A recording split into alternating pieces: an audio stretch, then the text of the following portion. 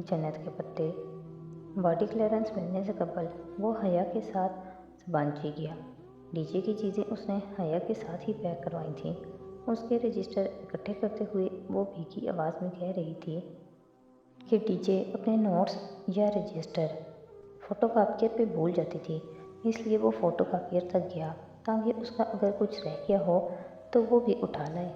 मगर जब इधर रखे डीजे के रजिस्टर का पहला सफ़ा उसने पलटाया तो उस पर बड़ा बड़ा एक यूनानी फ़िलासफ़र हेराक्लेतियस का एक कॉल लिखा था, into the same river no man can enter twice. Heraclitus. वो कुछ देर सोचता रहा, फिर रजिस्टर उधर ही छोड़कर वापस आ गया। हया इस वक्त ज़हनी तौर पर इतनी डिस्टर्ब थी कि उसको कुछ पूछने का होश ही नहीं था। बाद में वो वापस आकर ये रजिस्टर लेगी तो इस कॉल को ज़रूर पढ़ेगी। वो इसे अपने पजल बॉक्स पे पहेली के तौर पर लिख सकता था। डीजे फ़लसफ़े की तालिबा थी तो शायद हया भी इस फ़लसफ़े के पस मंज़र से वाकिफ़ हो। शायद मम्मी के मजबूर करने पे वो अपने कंट्रोलर से इजाज़त लेकर हया के साथ पाकिस्तान आ गया। वही मौका जिससे वो भागता था बिलाखिर सामने आ ही गया था, मगर सिर्फ हया के लिए उसने ये कर लिया। अपने मामों के सामने आज भी वो खुद को कमज़ोर महसूस करता था। उनकी बातें सुनना, उनके तेवर बर्दाश्त करना, वो कुछ भी तो नहीं भूला था, लेकिन इसके सिवा कोई चारा भी ना था। हया तो सीधी अपनी मम्मी के साथ डीजे के घर चली गई। वो सुलेमान मामू से मिला। वो कुछ देर हया वगैरह के लाउंज में उनके साथ बैठा रहा। मामू ज़रा रुखाई से मिले थे, सर्द अंदाज। ठीक है, वो भी तो इसी तरह मिला था।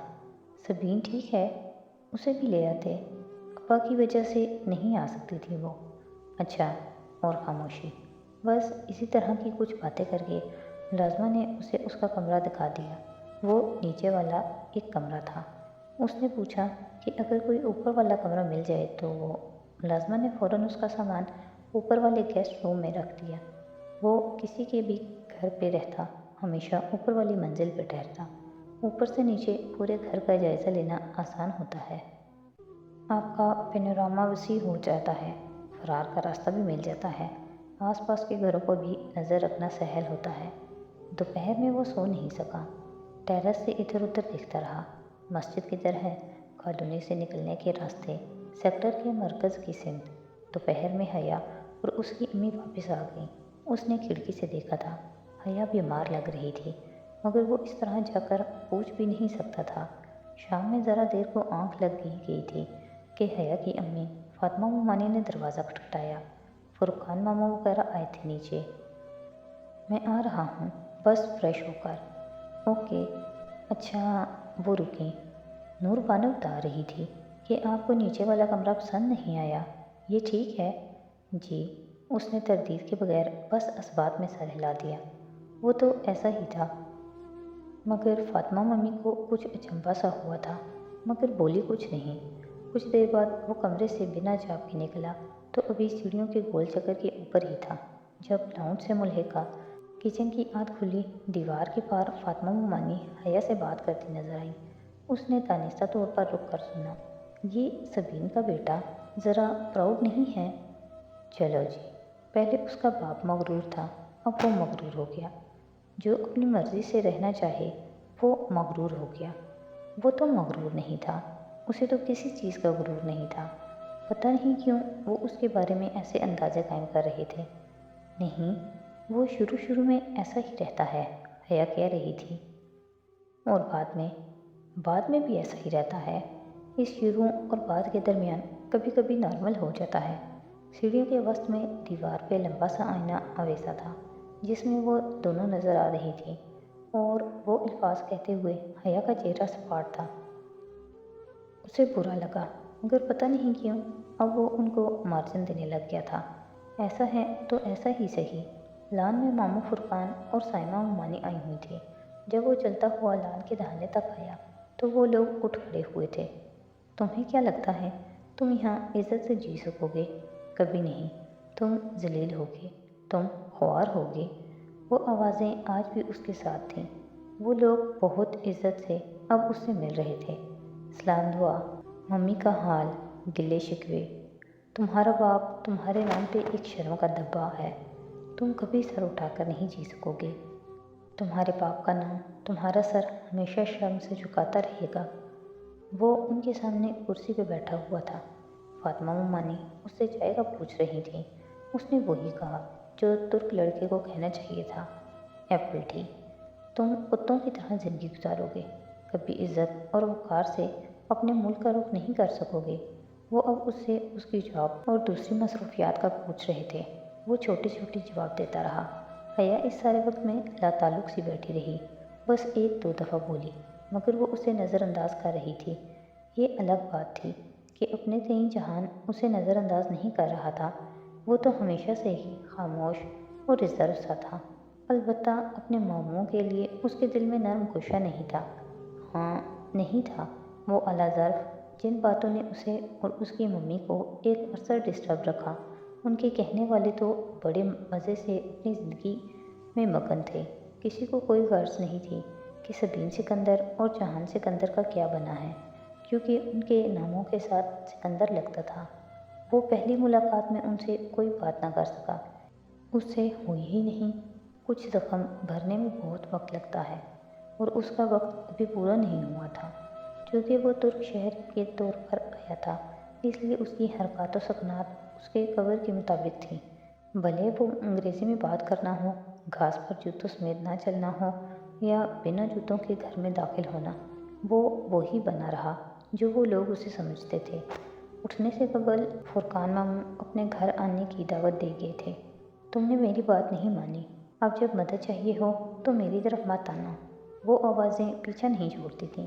सुलेमान मामू ने उनके जाते ही कतियत से कह दिया था कि अब हया वापस नहीं जाएगी। उसने कोई रद्दअमल ज़ाहिर नहीं किया। अलबत्ता वो जान गया था कि वो वापस जाना चाहती है। हाँ, वापस तो उसे जाना ही था। वो करेगा इस बारे में भी कुछ। इस पहली ही मुलाकात से उसने ये अख़ज़ किया कि फुरकान मामू की बातें और तंज़ अंदाज़ उसकी तवक्को के ऐन मुताबिक ही था। अलबत्ता सुलेमान मामू यूँ तंज़ नहीं करते थे, बस उखड़े उखड़े से रहते थे। वजह शायद उनका गुज़िश्ता दफ़ा इस्तांबुल का दौरा था, जब वो अदालार में होने के बायस उनके लिए जहांगीर नहीं आ सका था, और जब आया तो थोड़ी ही देर बैठ सका। ये वो वक्त था जब उसके दिल में उनके लिए मौजूद शिकवे ख़त्म नहीं हुए थे और अपने उखड़ रवैये के बायस सुलेमान मामू भी बदजन हो चुके थे। वो जानता था और उनका रवैया अब भी वैसा ही था। हया के साथ पाकिस्तान आने यानी उनकी बेटी का इतना ख्याल रखने पर भी वो उससे राज़ी न थे। फुरकान मामू की उसे कोई परवाह नहीं थी, मगर सुलेमान मामू, पता नहीं क्यों वो उनकी परवाह करने लग गया था। शायद इसलिए कि पाकिस्तान आकर ये इंकशाफ बहुत शिद्दत से हुआ था कि जो हमेशा मेरे दोनों मामुओं और मेरे मामुओं जैसे सीखों में सोचा था, तो वो गलत था। वो ज़माने गए जब दोनों मामू एक फरीक थे, अब वो दो फरीक थे। सुलेमान तो बड़े मामू की बहुत इज़्ज़त करते थे, मगर डिनर पे फुरकान मामू और साइमा मामानी की गुफ्तगू से ये बात वाज़ह थी कि अगर वो हया से रिश्ता तोड़ेगा तो वो हरगिज़ नाखुश नहीं होंगे, क्योंकि उनके और सुलेमान मामू के दरमियान अब वो पहले वाला एका ना था। इतने बरस एक साथ रहने के बायस होने वाली छोटी मोटी तलखियों ने उनके आपस के रिश्ते भी बहुत सी दरारें डाल दी थीं। हाँ, ज़ाहिर सब कुछ ठीक था। सुलेमान मामू की तरफ से भी सब ठीक था। अलबत्ता फुरकान मामू और साइमा मामानी हया की ज़िंदगी में आने वाली हर तकलीफ़ें उनके साथ नहीं होंगे, वो जान गया था। वो बैठकर तमाशा देखने वालों में से थे। ये बात काश उसे पहले पता चल जाती, मगर कैसे चलती?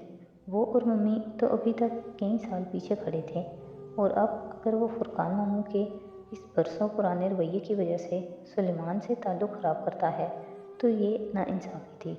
अब जबकि ये फ़ैसला हो गया था कि वो ये शादी कायम रखना चाहता है, तो फिर उसे अपना रवैया भी ठीक करना होगा। जितने दिन वो यहाँ है, वो उसकी पूरी कोशिश करेगा। उसने खुद से अहद किया था। अगले रोज़ जाहिद मामू की बेटी की मेहंदी थी। वो वैसे ही रश से भागता था, मगर यहाँ उसके सिवा कोई चारा ना था कि वो भी फंक्शन अटेंड करे। इस पे मुस्तज़ाद फातिमा मम्मा ने उसके लिए कुछ कुर्ते वगैरह ले आई थी। पैसे अलबत्ता उन्होंने उसके इसरार पे भी नहीं लिए थे। अब उसको वो पहनना ही था। सुबह हया कमरे से बाहर नहीं आई थी। वो काफ़ी देर उसका इंतज़ार करता रहा। कुछ कहना भी नहीं था। बस उसे देखना था। वो शायद सो रही थी। बिलाकर उसने वहीं ऊपर वाले कमरे से उसे कॉल की। वो उसे इस पज़ल बॉक्स के बारे में बताना चाहता था, मगर मजाल है जो वो लड़की किसी की पूरी बात सुने। उसने हस्बे मामूल उसको लानत मलामत करके फ़ोन बंद कर दिया। अब क्या करे? खैर, पज़ल बॉक्स उस तक वो पहुंचा ही देगा किसी न किसी तरह।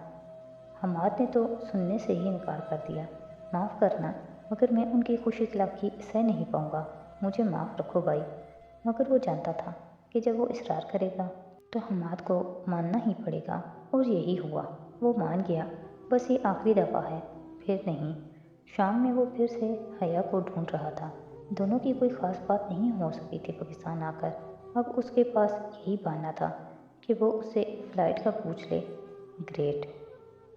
वो उसे यही पूछने फुरकान मामू के घर आया था, और उसे इस वक्त वो सीढ़ियों से उतरती दिखाई दी। बहुत सी लड़कियां अच्छे कपड़े पहनती हैं।